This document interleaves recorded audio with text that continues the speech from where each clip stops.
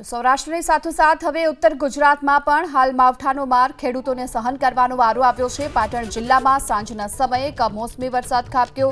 સમી Radhanpur highway પર માવઠું પડ્યું છે। રાધનપુર, બાસ્પા, ગોચનાથ સહિતના ગ્રામ્ય વિસ્તારોમાં કમોસમી વરસાદ વરસ્યો। ભારે પવન સાથે વરસેલા કમોસમી વરસાદે ખેડૂતોની ચિંતામાં વધારો કર્યો છે। ખેડૂતો હાલ ચિંતાતુર જોવા મળ્યા છે। અસહ્ય બફારાની વચ્ચે હવે વરસાદ વરસ્યો છે તો વાતાવરણમાં ઠંડક પણ પ્રસરી છે, પરંતુ આ વરસાદે હાલ તો ખેડૂતો चिंता વધારી।